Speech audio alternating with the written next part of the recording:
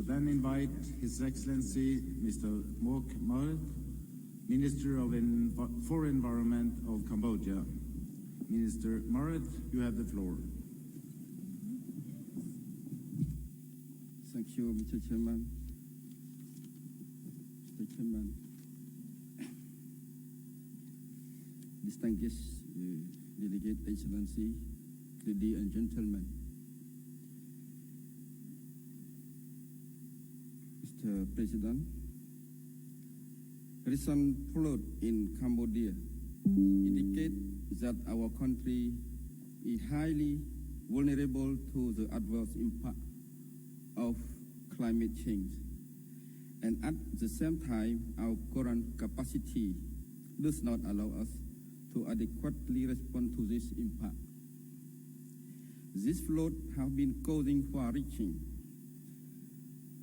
socio-economic and environmental impact to the country.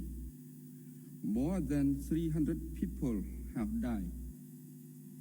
The same constraints are being faced by most developing countries. This again illustrates that climate change is a real and major environmental challenge today that all countries need to work together to deal with this common problem, and that developing countries urgently need to build and strengthen their climate change adaptation capacity.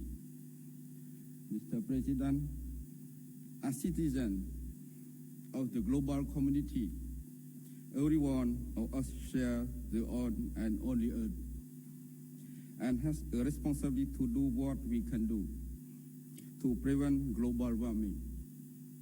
Thus, the content and degree of responsibility are different among us. No country and no individual has the right to pursue individual benefit to the degree that it damages our planet. It is my earnest hope that this session launch great effort toward ensuring global benefit and pushing forward the challenge of all parties, while taking into account the voice of environmental, industrial, and labor NGO, local government, and scientists. Mr. President, the outcome of the recent SB 13 meeting in France indicates that all parties need to make additional effort toward real progress.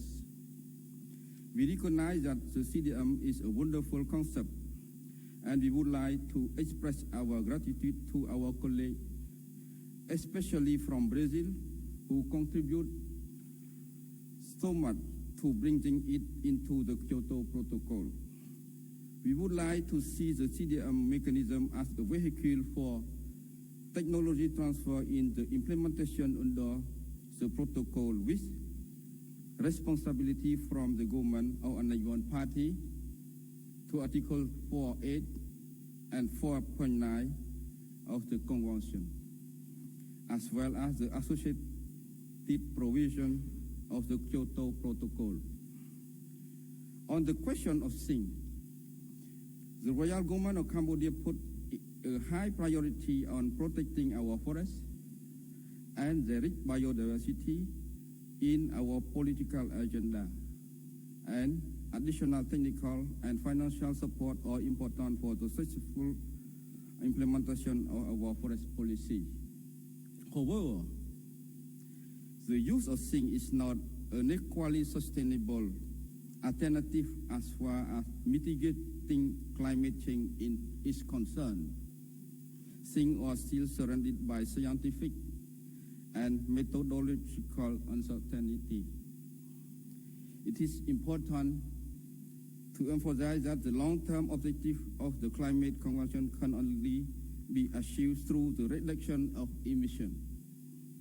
Mr. President, my delegation strongly supports the submission of the Group of 77 and China, and we hope that COP6 will result in the adoption of a very important decision on how to tackle the threat from human-induced climate change.